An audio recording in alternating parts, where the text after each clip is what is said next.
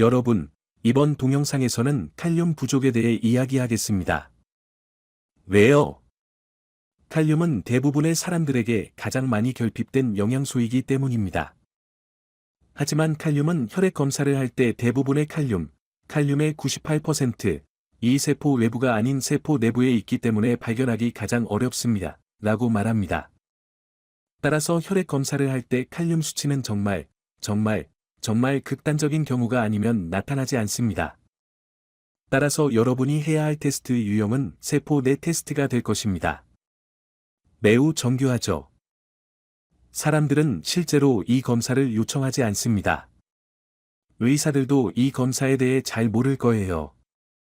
하지만 여러분이 할 수 있는 검사가 있습니다. 이 콘텐츠가 유용하다고 생각되면 더 유용한 콘텐츠를 보려면 채널을 구독하세요. 저는 검사에 의존하는 대신 증상에 따라 판단하는 것을 좋아합니다. 다음은 칼륨 부족의 몇 가지 증상입니다. 그건 그렇고, 칼륨의 화학 기호는 K입니다. K+E입니다. 첫째, 칼륨이 부족하면 혈압이 상승합니다. 왜요? 칼륨은 생리적 이완제이기 때문입니다. 그것은 진정제입니다. 마음을 진정시켜줍니다. 두 번째, 칼륨이 부족하면 근육 경련이 일어납니다. 칼륨은 전해질이기 때문입니다. 세 번째, 칼륨이 부족하면 설탕에 대한 갈망이 생길 수 있습니다. 왜 그럴까요? 칼륨은 당을 저장하는 데 도움이 되기 때문입니다. 그리고 실제로 설탕에 대한 갈망을 없애는 데 도움이 될 것입니다. 포도당 저장에는 칼륨이 필요하기 때문입니다. 네 번째, 변비는 칼륨 부족의 또 다른 증상입니다. 다섯 번째, 낮은 칼륨은 또한 높은 인슐린으로 이어집니다. 따라서 설탕, 혈당, 당뇨병, 칼륨 사이에는 관계가 있습니다. 실제로 칼륨이 충분하면 인슐린의 필요성이 줄어듭니다. 칼륨은 항상 당뇨병 환자에게 도움이 됩니다. 여섯 번째, 칼륨 부족은 근력 약화로 이어집니다. 설명할 수 없는 근력 약화를 겪을 수 있습니다. 이유를 모릅니다. 왜요? 근육 수축을 돕기 위해 칼륨과 같은 전해질이 필요하기 때문이죠. 그래서 어떤 사람들은 비정상적인 심장 박동을 느끼기도 하죠. 심장은 근육이기 때문이죠. 앞서 언급한 근육 경련과 심장도 마찬가지입니다. 이러한 비정상적인 심장 박동을 생각하면 됩니다. 심방세동, 부정맥과 같은 비정상적인 심장 박동은 칼륨 및 또는 마그네슘 결핍으로 인해 발생할 수 있습니다. 일곱 번째, 칼륨 부족은 불안과 수면 문제에도 영향을 미칠 수 있습니다. 칼륨은 우리를 진정시키는 역할을 하기 때문입니다. 즉, 칼륨이 많이 포함되지 않은 식단을 섭취하면 이러한 증상이 많이 나타날 수 있습니다. 라고 설명합니다. 이제 칼륨 부족의 7가지 원인에 대해 살펴보겠습니다. 첫 번째, 몸이 아파서 구토를 한다면요. 마찬가지로 칼륨 부족을 유발할 수 있는 폭식증 환자라고 가정해 봅시다. 두 번째, 식단에서 칼륨을 충분히 섭취하지 않는 것일 수도 있습니다. 이제 바나나를 먹는다고 말할 수도 있겠죠? 바나나에는 칼륨이 300mg 밖에 들어있지 않아요. 하루에 4700mg의 칼륨을 섭취해야 정상적으로 필요한 양을 채울 수 있습니다. 따라서 하루에 바나나 11개 또는 12개를 섭취해야 합니다. 하지만 우리는 그 많은 설탕을 원하지 않습니다. 그래서 우리가 원하는 것은 채소, 샐러드를 통해 칼륨을 섭취하는 것입니다. 그리고 샐러드 7에서 10컵 정도가 필요합니다. 그냥 큰 샐러드 몇 개만 드세요. 샐러드가 싫다면 케일과 약간의 베리류를 물과 섞어 샐러드를 마셔보세요. 이 음료는 필요한 칼륨을 얻을 수 있습니다. 그래서 우리는 칼륨을 늘리기 시작하려고 합니다. 이것이 우리가 칼륨을 늘리는 방법입니다. 식단을 통해 여러분도 기분이 훨씬 나아질 것입니다. 단백질 함량이 높은 육식 위주의 식단이라면 칼륨이 반드시 필요하기 때문입니다. 칼륨이 충분하지 않으면 앞서 말씀드린 근육 약화를 느낄 수 있습니다. 세 번째, 케토시스. 케토시스는 탄수화물 없이 지방을 더 많이 섭취할 때 지방이 연소되는 상태입니다.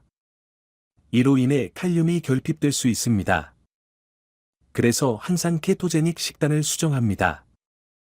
칼륨 결핍의 균형을 맞추기 위해 항상 채소와 채소를 충분히 섭취할 것을 권장합니다. 또한 칼륨은 단백질의 소화와 분해뿐만 아니라 체내 단백질 축적에도 필요합니다. 예를 들어 머리카락이 빠지는 일부 사람들은 단백질만 먹으면 머리카락이 다시 자랄 수 있다고 생각합니다. 칼륨이 없으면 효과가 없습니다. 네 번째, 이뇨제. 혈압약을 복용하고 있다고 가정해 보겠습니다. 이 약은 이뇨제이기 때문에 칼륨을 고갈시키고 혈압을 계속 올릴 것입니다. 흥미롭군요. 그게 부작용 중 하나입니다. 이뇨제가 칼륨을 빼내지 않고 식단을 통해 칼륨을 다시 넣지 않는지 확인하는 것이 좋습니다. 다섯 번째, 높은 코르티솔 또는 높은 스트레스. 스트레스는 또한 칼륨을 고갈시킬 수 있습니다. 실제로 칼륨 수치에 대한 고급 테스트를 해본 결과 사람들은 엄청난 양의 칼륨을 섭취하고 있었습니다. 하지만 엄청난 스트레스를 받고 있기 때문에 칼륨 수치가 낮게 유지됩니다.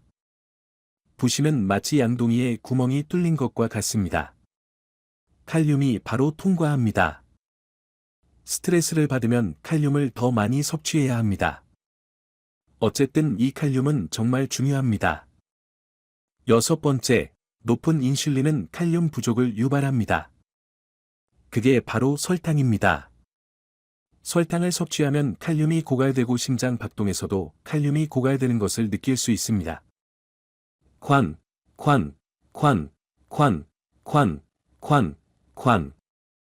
빨리.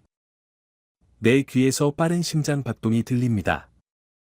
방금 설탕을 많이 먹었기 때문에 칼륨이 부족하다는 신호입니다. 칼륨을 보충하려면 샐러드를 더 많이 섭취해야 합니다. 일곱 번째, 물을 너무 많이 마십니다. 이것은 모든 사람들이 말하는 것과 상반되는 것입니다. 사람들은 목이 마르기 전에도 물을 마셔야 한다고 말하는데, 목이 마른 것을 깨달았을 때는 이미 너무 늦었기 때문이죠. 그건 그냥 속설일 뿐입니다. 물을 너무 많이 마시면 모든 전해질이 희석되는 저나트륨혈증이라는 질환이 발생합니다. 그러면 심장의 균형이 깨지기 시작합니다. 그리고 물을 너무 많이 마시면 심장마비가 발생할 가능성이 높아집니다. 목이 마를 때 물을 마셔야 전해질이 다 빠져나가지 않죠. 물을 마시고 있지만 전해질에 오줌을 싸고 있기 때문이죠. 당신은 전해질을 넣지 않습니다. 저는 레몬과 약간의 사과 사이다 식초, 약간의 스테비아로 수분을 보충하는 것을 좋아합니다. 탄산이 있으면 펠리그리노를 많이 마신다. 아니면 정수된 물을 마셔요. 그래서 저는 칼륨 부족이라는 매우 흔한 결핍증에 대해 간략하게 설명해드리고자 합니다. 그리고 여러분에게 해당되는지 생각해 볼 수 있도록 증상도 알려드리고 싶어요. 그리고 이러한 증상이 나타나기 시작하면 칼륨 결핍과 관련이 있을 수 있습니다.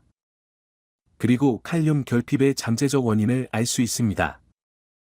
도움이 되었기를 바랍니다. 다음 영상에서 뵙겠습니다.